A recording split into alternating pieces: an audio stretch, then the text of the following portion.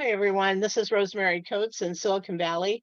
I'm your host for this edition of the Frictionless Supply Chain podcast.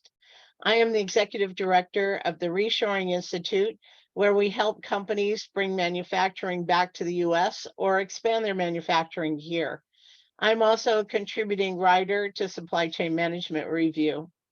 Today, I have a very interesting guest and an old friend, Kim Keusel, the Vice President of Americas at Navis. And Navis supplies software that runs ports and optimizes terminals to improve both operations and efficiency. And let's take a moment to think about this. So, if you've got a port with these big container ships and thousands of containers on the ship, and they all have to be offloaded and put somewhere to be picked up, and you can imagine the organization of a port is very complex and full of data and difficulty in locating things. And so the software should help with that, reorganize it. The amount of coordination and data tracking that your shipments require is really amazing and almost unimaginable. But I'm going to let Kim tell you all about that fun stuff. So, welcome, Kim. Let's get started. Great. Thank you, Rosemary. Thanks for having me today. I appreciate it. Yeah. So, can tell us about Navis, and then also a little bit about your background in supply chain management as well. I think people will be very interested in that too. Sure. So Navis is a terminal operating solution in the industry that focuses not only on container solutions, but also we have a suite of carrier and vessel solutions and general cargo and intermodal and rail solutions. So not just a marine terminal as you typically think of it, but other types of terminals that manage different types of modes of transportation. Navis has been around for about 30 years. Oh, We were out there trying to streamline and optimize container terminals at the very early stages, right, of the container business. And since then, we've grown and expanded in terms of what our solutions are. In addition, we were acquired about a year ago by Excel KKR and put together under the Caleris name. And Caleris also provides a suite of supply chain execution solutions that actually start at the shipper yard and help them manage what's inside of the yard, as well as optimizing across the modes and nodes of the supply chain from, the rail maintenance and repair all the way back to the terminal. okay. So a little bit about me. So I started my career working for the most part on the shipper side, so managing some global supply chains for companies like Williams Sonoma, Cost Plus World Market, and RH, or previously known as Restoration Hardware.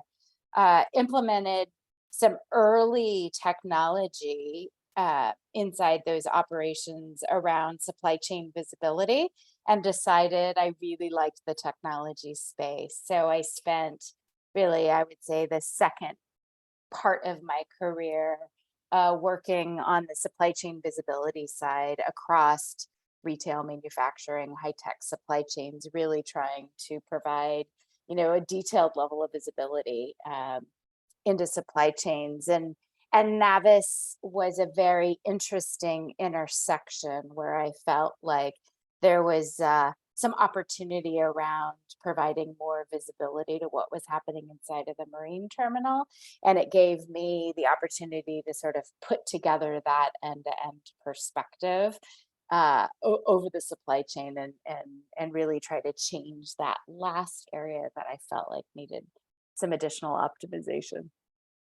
Oh, I can't imagine any supply chain running without software these days. I mean, back in the day when I started in supply chain almost 40 years ago, there was no software. I mean, we didn't have software even in our company. Everything was done by hand.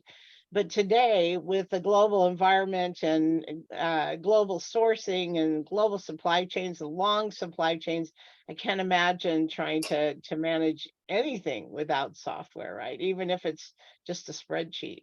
So Absolutely. yeah, very, very interesting for sure. Now I know that you're in charge of the Americas, but Navis is a global company also. You have it's my understanding that you have software installed in many foreign port Yes. operating environments as well. Yeah, so Navis has about, I would say 70% of the major ports and terminals globally use our solutions to operate the terminals. So uh, a pretty big piece of the overall global supply chain uses our solutions today. Wow. So all over Asia and Europe? Correct. Yep. So Yeah. we have a similar region in EMEA and a similar region in APAC with Okay. leaders over those regions. So Yeah. what are some of the ports where Navis is operating Uh, overseas? yeah. So we operate in Rotterdam, we operate in Singapore, we operate in Thailand. I mean, look at a map, right? And I Yeah. would say, chances are we are there. Some of our customers include APMT. So if you think about APMT ports globally, right? Yeah. Yeah, we have Yeah. a very significant presence in that global supply chain. Um, and as you look at where we've been innovating, right, we've done a lot in the general cargo space. So mixed cargo. So historically, we did a lot on the container side, and we've put a lot of development and investment on the bulk cargo and general cargo, mixed cargo, as well as intermodal. So we're starting to sort of move through the supply chain as well. Break it down a little bit. So inside the port, the software operates to control where the containers are or where, and on the ship also, you need to know all of that. And so Yeah, tell us a little so bit more about how it works. we are optimizing essentially how you not only load and unload a vessel, but how that container moves through the yard in the end to get it in or out, right? So, as a terminal operator, you're looking to maximize the velocity or speed by which that container moves through the terminal with the least amount of moves. So our technology takes into account all of the criteria that are involved to really get that container either on or off the vessel and out of the yard as fast as possible with the least amount of touches. Right. So the software would know Hmm. where a container is on the vessel, and Correct. then when it's offloaded, where you're putting it in the yard. Is that right? Correct. You got it. Mhm. Correct. Okay. And And then then when we the also know when it should be at the gate, right? And when it's going to leave the terminal. So all of those quote unquote milestones that are happening throughout the terminal, our technology is touching. When is the vessel going to arrive? When is the vessel berthed? When is the container going to be offloaded off the ship?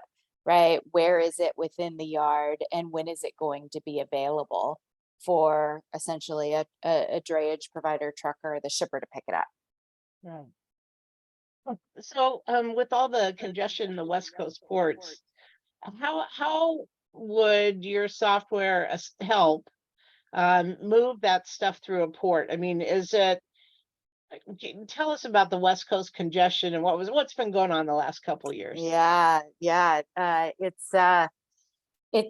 It's been a pretty challenging environment, and what we're looking to do and how we're hoping that we can better benefit our customers truly is around the optimization of how those boxes move, right? So where should that box be once it's offloaded on the vessel, with a better understanding of who the shipper is and when they're going to pick up the box, right? So Mhm. on average, I think you look at dwell time in a container, it may be 6 or 7 days that it's sitting in the yard, right? So how do we get that box out of the terminal faster either through improved visibility of who's coming in to pick up that box, optimizing where that box is placed in the yard, right? Uh, Um, or, basically just making it available for the shipper to pick up. And there's a lot of complexity in why that happens, certainly, right? Whether it's any holds that are on the box, the shipper doesn't want to pick up the box, the drayage provider doesn't like when they have availability to get the box, or simply just the congestion, right, that's happening inside and outside of the terminals today. Why do you think there was so much congestion during the pandemic for containers coming into the US ports or container ships, I guess, unloading in the ports? Yeah, I think it was sheer volume. Obviously, that's, the clearest example. And then I think as we look across the supply chain and just the overall inefficiencies and how we are collectively communicating and managing the overall flow, absolutely contributed to that. One of the areas that we're placing a lot of investment in is into our execution and visibility platform. And the goal of that platform is to provide more transparency to what's happening inside of the terminal, give the terminal better information for how things are going to flow in so that we can optimize, how those boxes would move through the terminal, as well as give the shipper more visibility to availability of those boxes so that they can make better decisions and have more predictability around what's happening. And, we own, we provide software for shippers in their yard. So we have a yard management solution, right? We provide technology in the terminal, and we believe that there can be improved collaboration, which improves Ah, both of their yeah. operations, right? Through enhanced collaboration around, if I know what's coming to my operations as a terminal, right? I know boxes are going out or empties are coming in. I have more of an ability to affect what happens inside of the terminal. And same on the shipper side, right? If I have better visibility into what's coming into my yard, right, I can prioritize and help receive that inventory faster. So during the backlog on the West Coast ports, and we know there was a spike in imports into the US during the pandemic. Hmm. More tonnage crossed the US ports than ever in the past, especially from China, Right. which surprised a lot of people. I mean, we thought that there was going to be a recession and nobody would buy anything. And turns out people were buying all kinds of stuff from China and there was a spike in demand. So was the backup caused by just not being able to move the containers fast enough through the ports? Or was it more just they were choked with too much freight? Well, I think it's a compounded situation across the supply chain. I don't think you can point to, too many boxes in the yard as the sole problem, right? If you have an exporter that needs an empty and all the full boxes are in the terminal, right? It's very difficult to balance that. Or if you have chassis that are moving through the supply chain and not where you need them, right? Ah, yeah. Just the pure pressure across all modes and nodes of the supply chain without being able to collaborate and optimize across them, it was inevitable that you were going to have choke points, right? And so, yes, I think there are definitely the terminals uh, have definitely been uh, overwhelmed with that volume, but the boxes need to have somewhere to go as Mm. well, right? So if a shipper isn't accepting the container into their yard, then the container has to sit somewhere, right? Yeah, So it's we got to be a turnaround. Yeah, a throughput kind of issue. It was my understanding there was a shortage of drayage companies, truckers to pick up shortage the of boxes, everything. as Yeah, well as warehouse space shortages, and things weren't turning. They'd bring containers to a warehouse or a customer location, and then it would be a month before they'd unload it. right. Yeah. And those detention charges went through the roof also. It's just a big mess, Is a right? giant mess. Yeah, Absolutely. And we yeah. started hearing, our customers ask us, for the software that you'd use to manage an ocean uh, terminal, a yard being used inland, right? So we're going to pull boxes out of the marine terminal. We're going to put them in a container yard. Help us manage that yard better Right. so that we can relieve the congestion, right, Yeah. inside of the terminal. Yeah, yeah. So I think there were companies that were doing pre-pools. So Right. before delivering to the ultimate customer, they'd Right. stage the containers in a container yard somewhere Right. a mile, say, from the Exactly. port.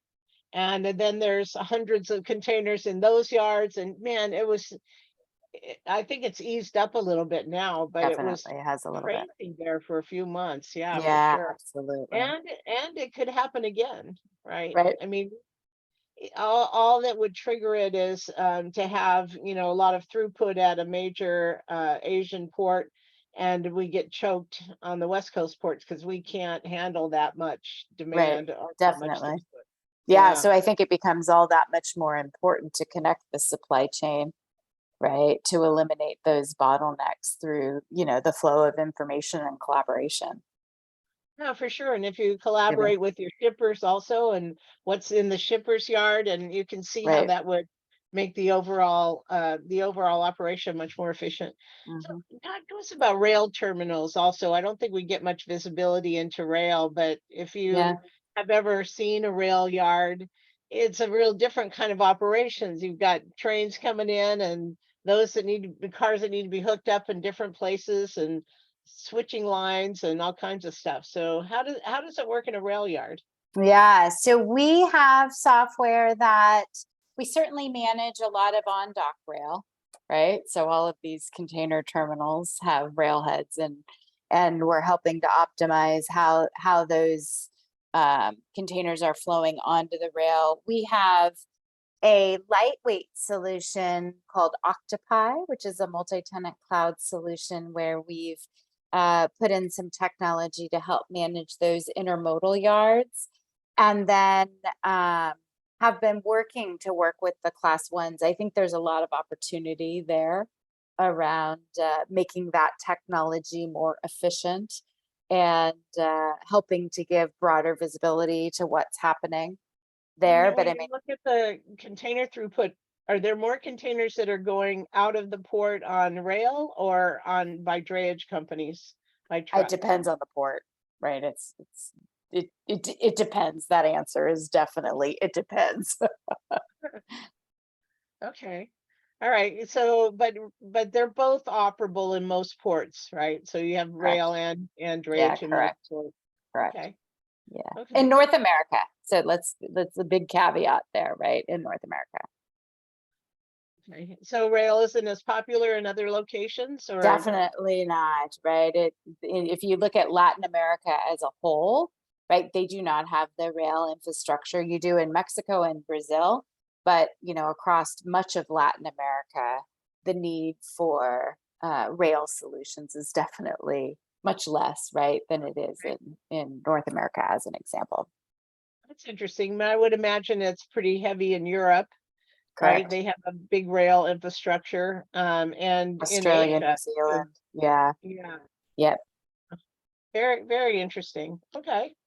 So one of the most important areas in the frictionless supply chain podcast that we do is around sustainability. Yeah. I think that is so important for us going forward, not only because it's the right thing to do for the planet, but because most companies' board of directors now have sustainability as part of their strategic goals. Hmm. So I understand that Navis has sustainability capabilities also.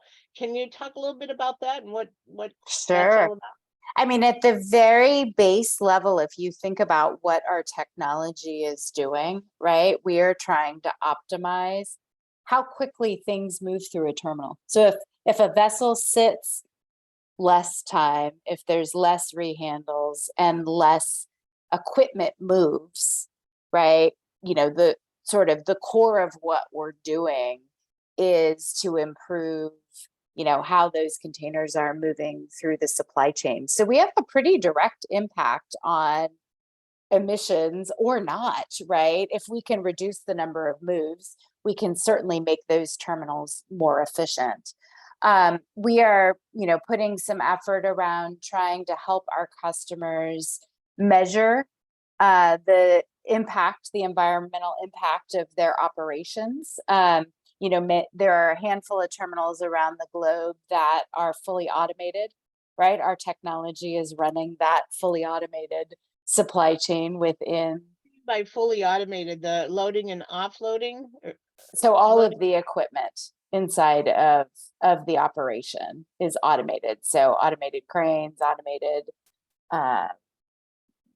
machines that are driving the containers around the yard, right? So, and many of those terminals are looking at electrifying that equipment. And so, with the technology that's running behind that, right, the more that we can optimize, how the terminals are using their equipment, the more we have a very direct impact on environmental sustainability, right? We're starting to see our customers push down their sustainability initiatives, right? So you see the shippers who are looking for their supply chain partners, to abide by their sort of net zero commitments. And so I think we're going to continue to see the terminals try to differentiate themselves around their sustainability initiatives. And what we could do to help them is certainly to help them measure and manage, what their impact is to the environment. Navis software does that, or how is Navis? Yeah. help? So we are working to build out a whole suite of analytics to help you manage that. Now, obviously, there's a terminal itself are going to have to use multiple forms of analytics, right? So, but we can definitely help them understand, right? How have they improved moves per hour, and what is the overall impact of the equipment on the supply chain? Okay. All right. Well, very good. Touche. I mean, this is There's really more to do, important. though. Yeah. Yeah, absolutely. But I think, a lot of companies have undertaken all kinds of sustainability initiatives. But supply chain people have been sort of on the outskirts, I think, for a Yeah. while. And now, sustainability appears to be on lots of agendas and is coming into supply chain in a way that the suppliers are, companies are demanding that their suppliers Yeah. have green initiatives and are environmentally aware. And there's going to be more and more of this coming along. So it's interesting to know if you're using a specific port, that one port may be better in Right. terms of environmental impact than another. And so these are all really interesting ideas going forward to be considered by supply chain people for sure. Yeah, absolutely. And, if you think about how many times a container gets rehandled as it Yeah. moves through the supply chain, right? The ability to minimize the number of touches and the amount of fuel used, right? Even just within the four walls of that terminal, right? It's significant. Yeah, for sure. Dwell time, right? Yeah. Well, we have a lot of people we know that listen to this podcast that are new to supply chain or early in their career. Do you have any advice for people that are coming up the ranks in supply chain, what to look for, what direction to go? Yeah, it's a great question. I think as a when I chose sort of supply, I don't know that I chose supply chain I per don't se, either. I think it right? Yeah, chose me. Yeah. how did we Yeah. get here? Um, I just I hope that uh, people ask more questions around the supply chain. I think for the first time, in most of our lives, supply chain is front and center. So as Right. I have conversations with people around their career choices, suddenly people are interested in learning a Yeah. little bit more about the supply chain. I've had the opportunity to work on the technology and the shipper, and actually early in my career on the 3PL side of supply chain. And I guess my advice certainly is it doesn't have to be linear. It can be a winding path, and get as much exposure to all parts of the supply chain as you can, because there are so many different opportunities for you to make a difference in supply chain. Like there is far from just one, right? Yeah. So Yeah. yeah. It's a lot of things, isn't it? It's really hard to Mhm. explain. It's not only the movement of freight, but these days I would say it's also very analytical and dependent on moving information in a way that it wasn't Mhm. 40 years ago, right? So Yeah, now not at it's all. almost as important that you're moving information as is that you're moving freight. So yeah, those are two areas that I think are quite prominent, and people should, especially women in supply chain, should consider. Um, Absolutely. yeah, and coming up through the ranks and trying all different kinds of and aspects of supply chain, some good advice, very good advice. So thank you for that. So Kim, do you have any closing thoughts? Anything that you'd like to add about Navis, or about your career that you think the people should know? That's a great question. Not necessarily. Anything you don't want them to know? Yeah, definitely not. No, I mean, I think I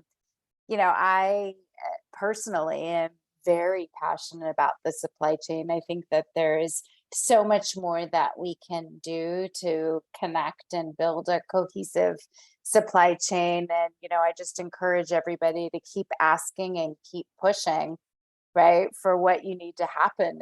And I think we can and will get there, right? We just have to work together to make it happen.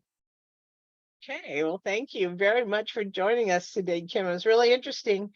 If somebody wants to get a hold of you or Navis, how do they get in touch with you? Sure. Feel free to reach out to me on LinkedIn, or, go directly to our website and, yeah, follow the contact us on either the Navis or actually the rebranded Caleris website Oh, okay. Okay. So are they separate or are they together now? together. Together. Okay. Okay, great.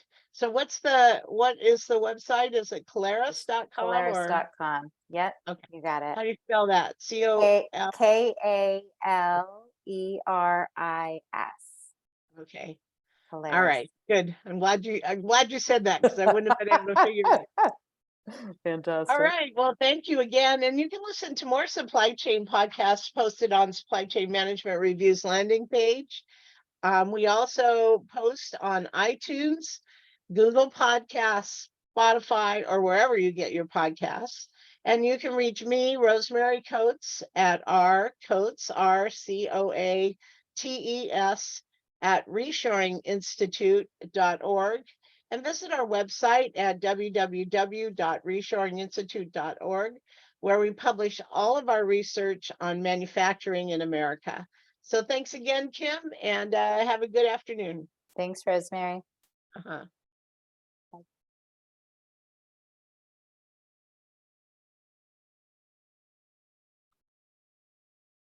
Okay.